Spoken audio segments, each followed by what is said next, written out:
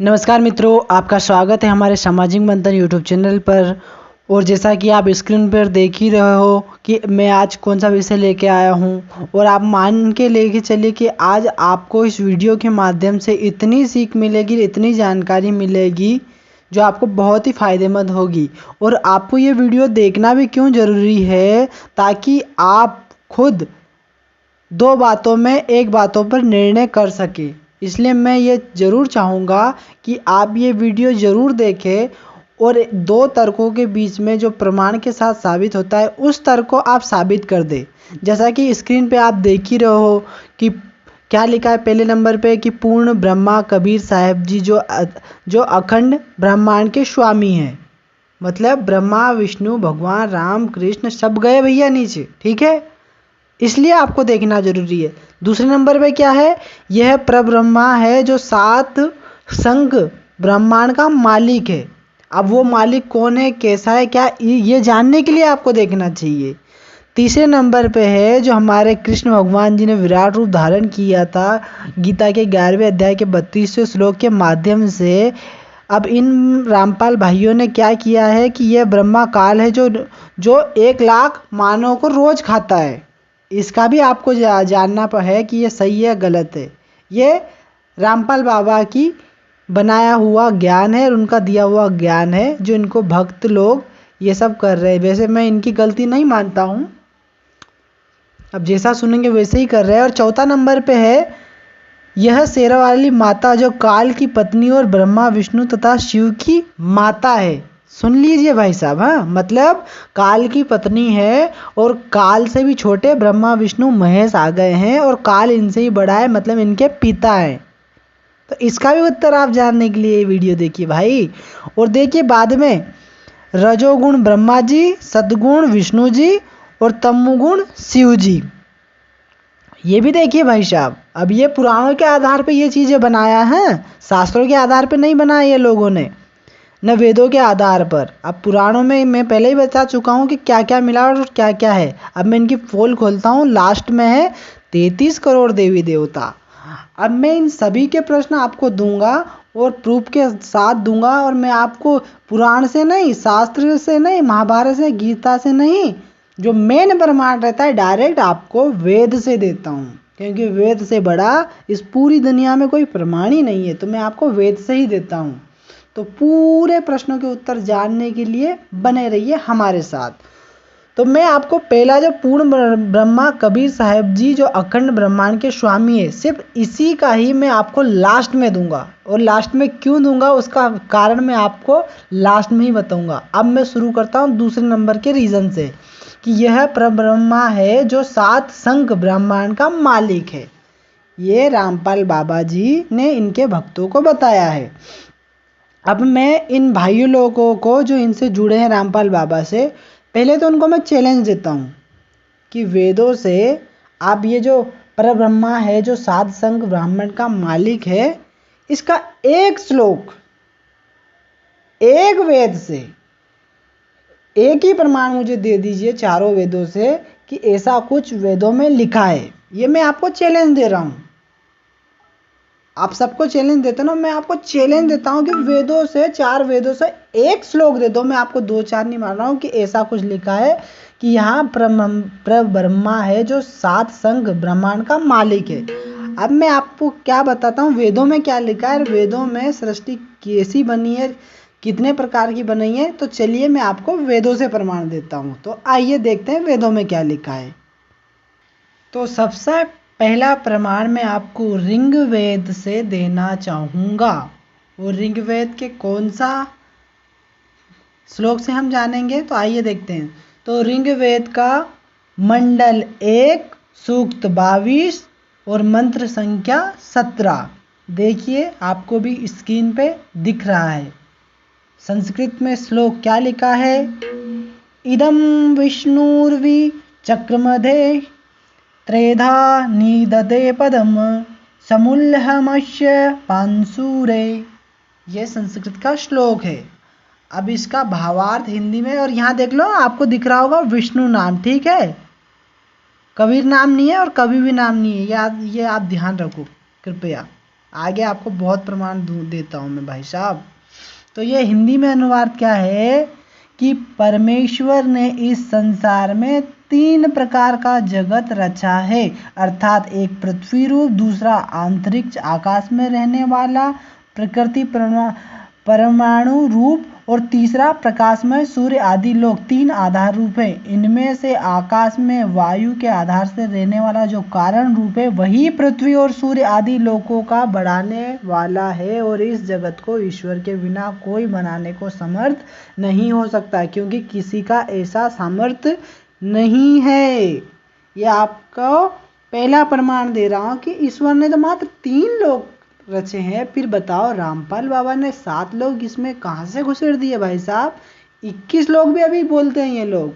और ये कबीर जी की बात नहीं है, सिर्फ रामपाल की बात कर रहा हूँ। संत कबीर ने कोई गलत टिप्पणी नहीं करी, कोई गलत विचार व्यक्त नहीं किया है। जो भी है ये कराधारी हमारे रामपाल बाबा की है। और हमारे जो भक्त लोग इनसे जुड़े हैं ये कोई शास्त्र पढ़ के तो जुड़े नहीं है। हाथ ऊंचे कर दिए, जय हो सत साहेब, जय हो सत साहेब, बस चल रहा है। ना आगे का पछाना ना पीछे का पता तो कुछ है नहीं।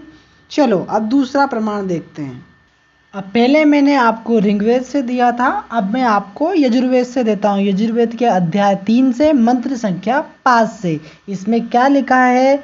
भूर्भुवः स्वर्वदयोरिव भूमम्ना पृथिवीव वरिमणा तस्यास्ते पृथ्वी देवयज्ञनी पृष्ठे अग्निमंद मन्नादयाधते।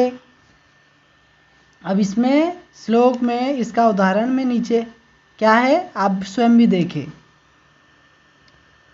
हे मनुष्य लोग, तुम ईश्वर से 3 लोगों के उपकार करने व तृतीय अध्याय के सूर्य प्रकाश के समान तथा उत्तम उत्तम गुणों से पृथ्वी के समान अपने अपने लोकों में निकट रहने वाले रचे हुए अग्नि को कार्य की सिद्धि के लिए यत्न के साथ उपयोग करो।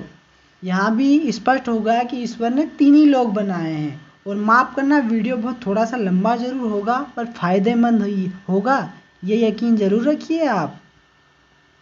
तो तीसरा प्रमाण ये रहा आपकी स्क्रीन पे, यजुर्वेद का ही अध्याय 5 और मंत्र संख्या 15।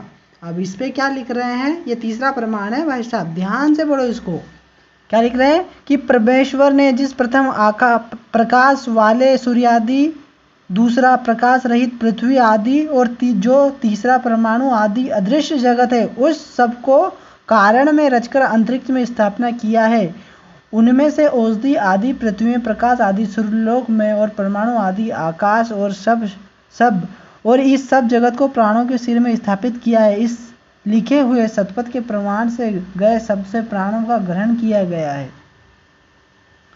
अब आप ये तो तर्क होगा कि इसमें भी 3 ही लोग बनाए, पर देखो कितना, मतलब अगर आप ये मानव रहित जानते हो तो भाई ये तो कम से कम करोड़ों साल पहले लिखा गया है और ये वेद की उत्पत्ति हुई है। और आज से कितने ही सालों पहले इसका सिर्फ पृष्ठों पे लिखा गया है। और देखो तब तो कुछ आपके पास कैमरा, स्कारलोप या कुछ भी नहीं था, फिर भी देखो क्या क्या बता रहे हैं। अगर मन गणंती रहता तो कि अंतरिक्ष में, अंतरिक्ष कैसे देख लिया भाई कि धरती अंतरिक्ष में घूम रही है या आकाश में है। बहुत उच्च ज्ञान है भाई साहब, बहुत उच्च ज्ञान है। तो ये आपका तीसरा प्रमाण हो गया है। अब तक आपको इतना तो पता चल गया है कि कोई 7, 21 कोई ब्राह्मण ऐसा कुछ नहीं है। ब्रह्मांड सिर्फ और सिर्फ 3 प्रकार की जगत की रचना की है ईश्वर ने, और ये आपको वेदों से प्रमाण दिया हूँ। तो रामपाल बाबा का जो था दूसरा वाला कि यह पर ब्रह्म है जो 7 संख ब्रह्मांड का मालिक है, ये पूरा झूठ हो गया है। ठीक है, ऐसा कुछ भी नहीं है और मैं तो इनको वेदों में भी नहीं लिखा है, और ये मेरा चैलेंज उधार है उनके ऊपर। अब दूसरे बात पे आते हैं। दूसरे पे क्या लिखा है कि यह ब्रह्म काल है जो 1 लाख मानव को रोज खाता है। यह तो समझ जाओ कि जैसे ईसाई और मुस्लिम शैतान का डर बताते हैं ना लोगों को अपने धर्म में लाने के लिए कि भाई ये सब शैतान के जाल में फंसे हुए हैं, ईसाई बनो या मुसलमान बनो। वैसे ही रामपाल बाबा ने एक बहुत बड़ा गेम खेला है। गेम क्या खेला है? लोगों को काल के नाम से डराने का। अब मैं आपको एक राज की बात बताऊं।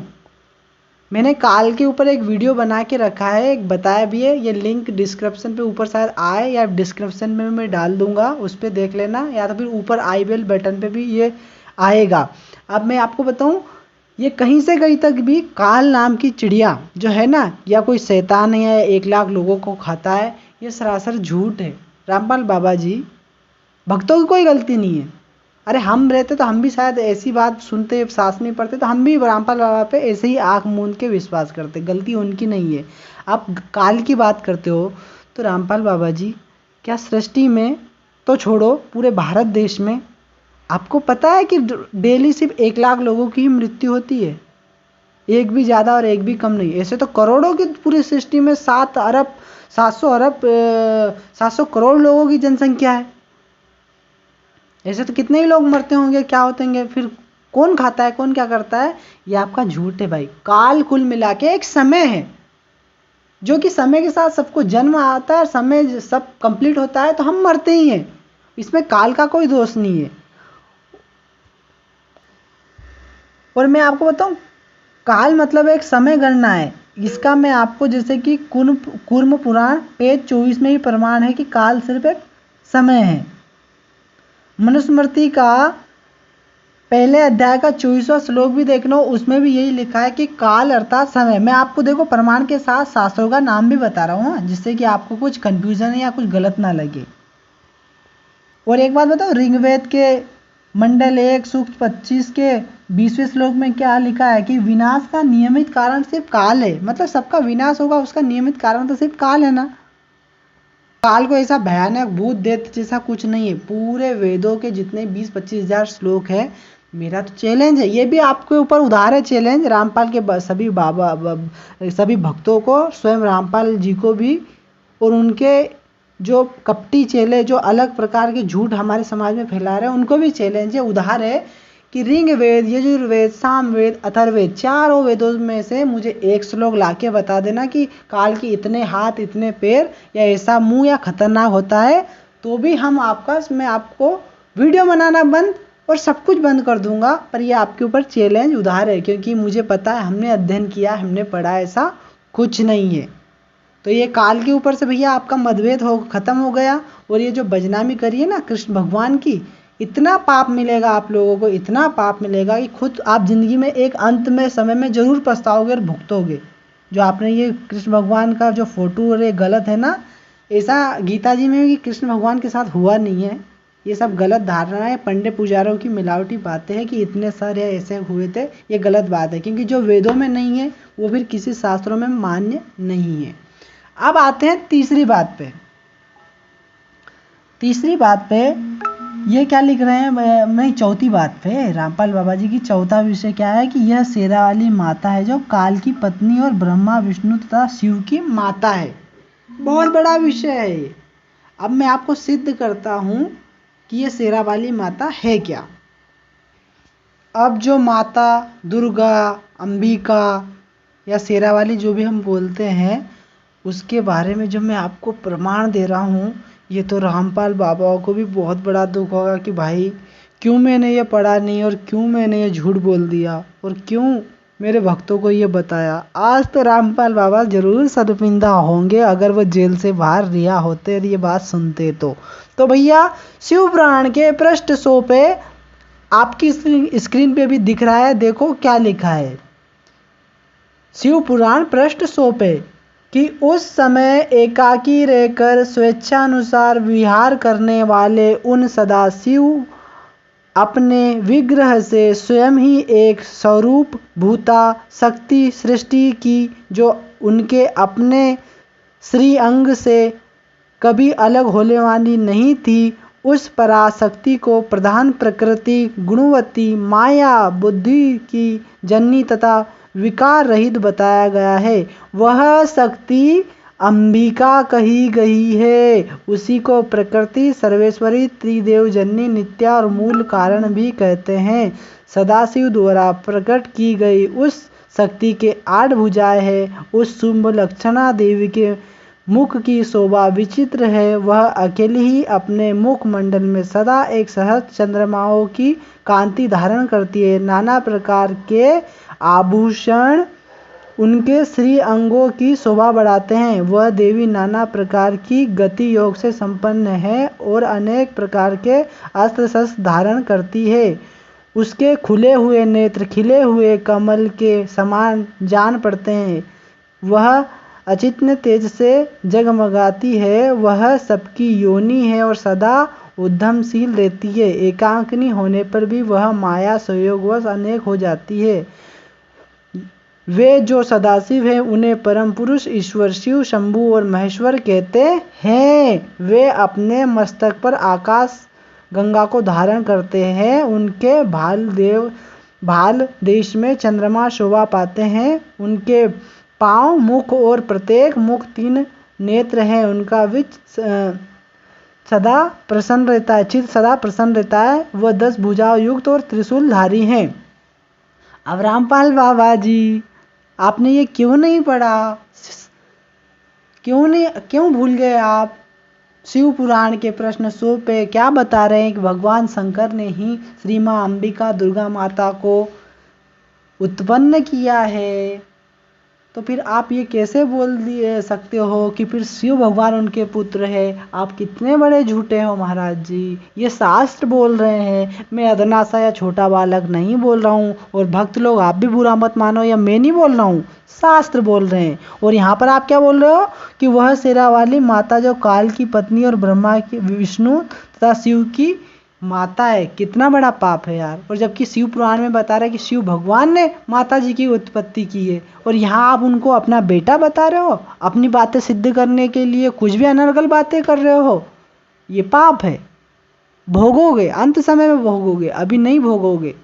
और सही मायने में अभी के अभी 3 गुणवाचक नाम शिवजी के पता चल गया। ऐसे ही ईश्वर के 1000 क्या अनेक गुणवाचक नाम है। उसी में से ब्रह्मा विष्णु महेश एक ही है।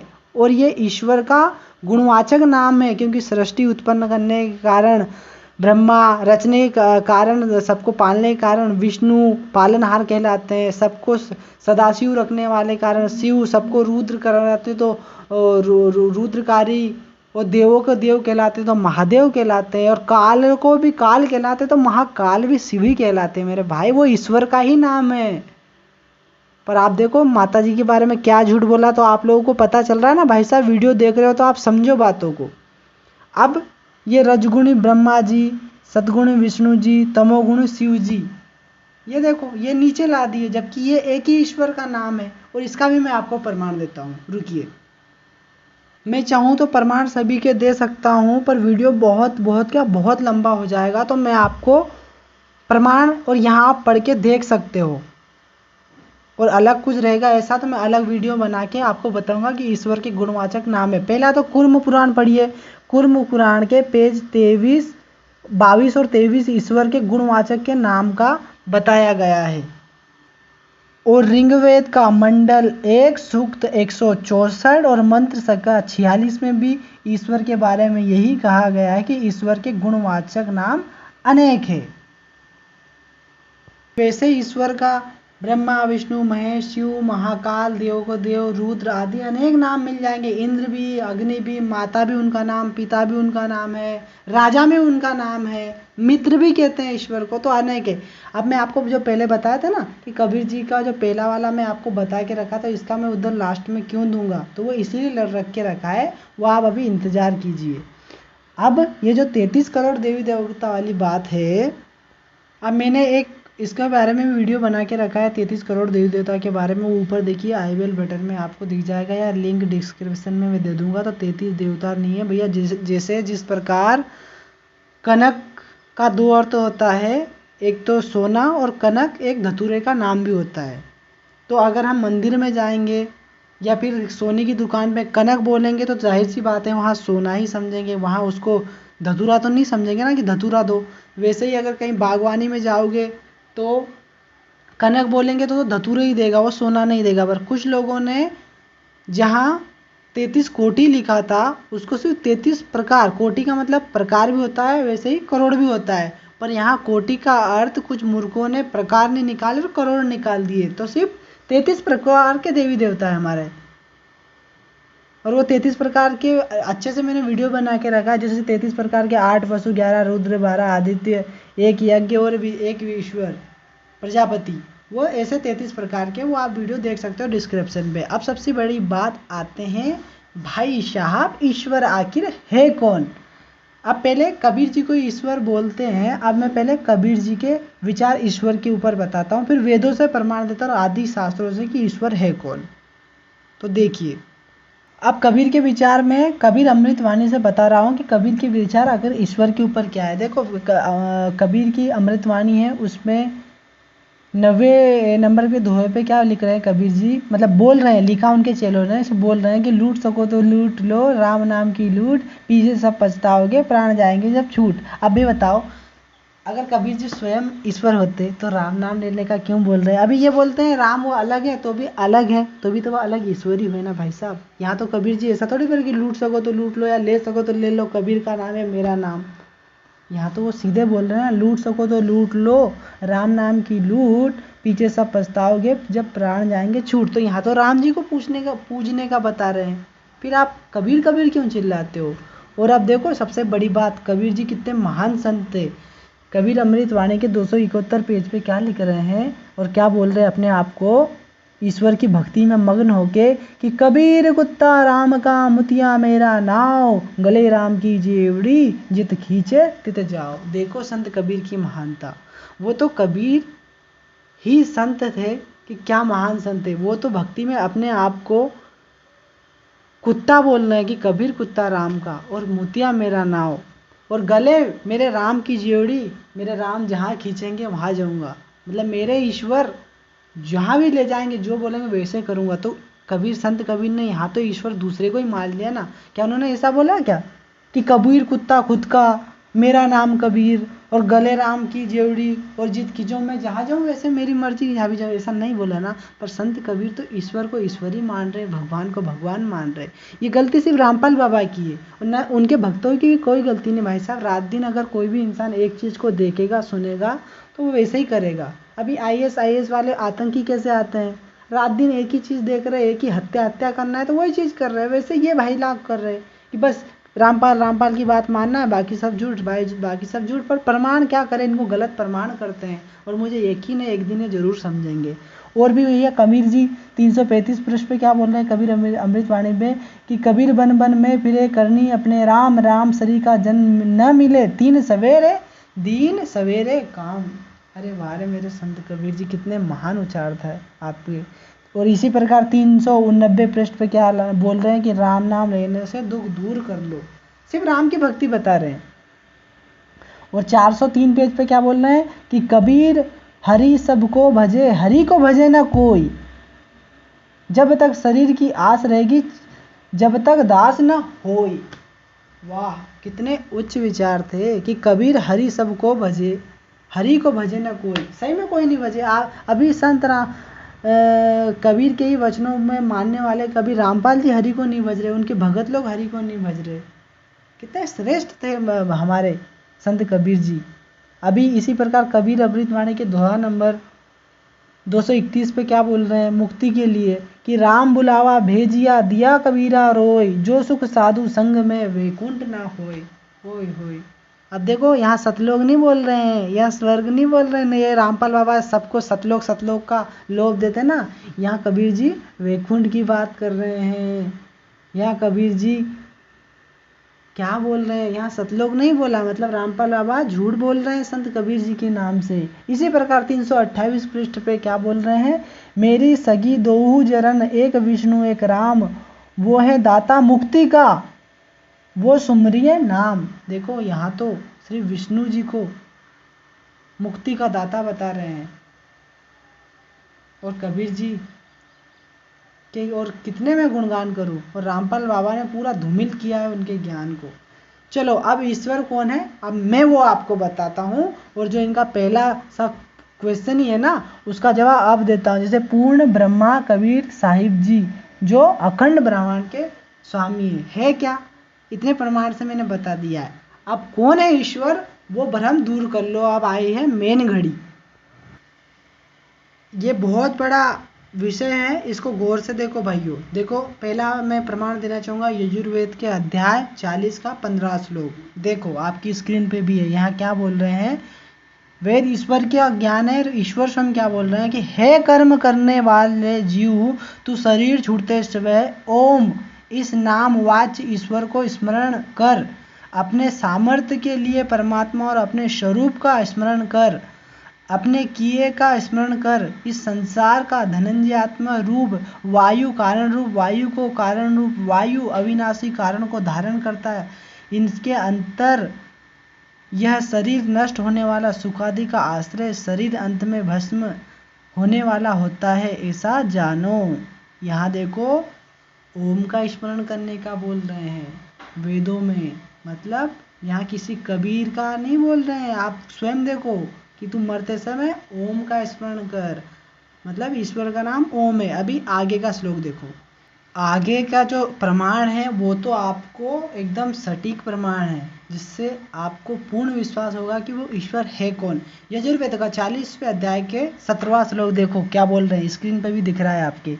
हे मनुष्यों, जिस ज्योति स्वरूप रक्षक मुझसे अविनाशी यथार्थ कारण के आच्छादित मुख के तुल्य उत्तम अंग का प्रकाश किया जाता है, जो वह प्राण व सूर्यमंडल में पूर्ण परमात्मा है। सूर्यमंडल में पूर्ण मतलब शरीर लेके नहीं, मतलब उसको पूर्ण मतलब जो समय गुणों से पूर्ण होता है, वो पूर्ण परमात्मा वह परोक्ष रूप में आकाश के तुल्य व्यापक सबसे गुण कर्म और स्वरूप करके अधिक हूँ।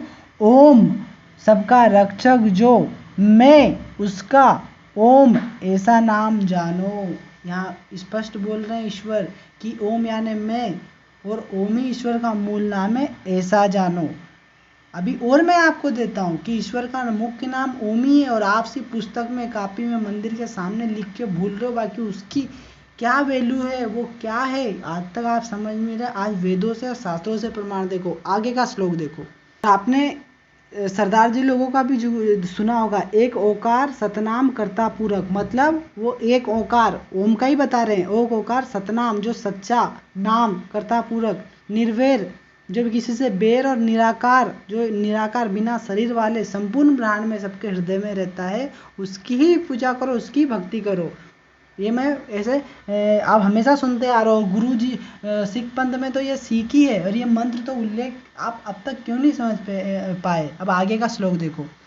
गीता जी में ही आप खुद देखो 8वें अध्याय के 13 श्लोक में ओम नाम सत्य है, ये जानो। गीता जी के 8वें अध्याय के 11 श्लोक देखो, ओम नाम की महत्ता क्या क्या बताई गई है। स्क्रीन पे दिख रहा हो तो ठीक है, नहीं तो आप खुद भी देख सकते हो। और 17 गीता जी के 17 अध्याय के 24वें श्लोक में क्या लिखा है, ओम शब्द के बिना कोई मंत्र शुरू नहीं करना चाहिए। ये गीता जी की बता रहा हूँ मैं। और शिव पुराण के पेज नंबर 25-26 पे भी आप जाके देख सकते हो। अगर दिख रहा हो स्क्रीन पे तो सही है, बाकी आप स्वयं भी पढ़ो। मेरे ऊपर तो विश्वास मत करो, एक जरा मत करो, बस शास्त्रों पे विश्वास करो। ओम शब्द की क्या क्या व्याख्या बताई गई है, और सृष्टि का कर्ता ही ओम है। और अध्याय 104 7वें अध्याय का 104, 105, 106 ओम नाम की धुन कितनी महिमा बताइए। शिव पुराण में आप जाके देखो। कूर्म पुराण में पेज नंबर 22-23 ईश्वर के गुणवाचक नाम और ओम के बारे में देखो। कूर्म पुराण के ही 63वें श्लोक में ओम नाम ईश्वर का नाम है, ये बताया गया है। अध्याय कूर्म पुराण के अध्याय 7 सृष्टि वर्णन में कूर्म पुराण में ओमकार का 28वां श्लोक जो है, ओमकार को हाथ जोड़कर सृष्टि की उत्पत्ति का कहना है, गुरु ग्रंथ साहिब में है। और क्या क्या कितने प्रमाण दूं मैं आप लोगों को। तो आप ही बताओ, जो पहला वाला रामपाल बाबा का जो ये फोटो में दिख रहा है, क्या ये सही है, या जो हमारे प्रमाण वेदों से, गीता जी से और पुराणों से जो प्रमाण दे रहा हूँ, ये सत्य है। और आप अभी रुको, अभी मैं आपको सृष्टि उत्पत्ति का थोड़ा सा बताता हूँ, हालांकि वीडियो तो बड़ा हो ही गया है। ये बोलते हैं ना, बोले कबीर जी ने सृष्टि बनाई। अब इनकी मैं आँख वेदों से ही खोलता हूँ। वेदों में तो कहीं नहीं लिखा है कि सृष्टि की रचना कबीर जी ने की है। मैं आपको अब श्लोक डायरेक्ट बता रहा हूँ कि वीडियो लंबा हो रहा है, इसलिए पिक विक अगर डालता हूँ तो डाल देता हूँ, नहीं तो मैं आपको बताता हूँ। ऋग्वेद के मंडल 1 सूक्त 22 और श्लोक 19 में लिखा है कि जगदीश्वर ने सृष्टि की रचना की।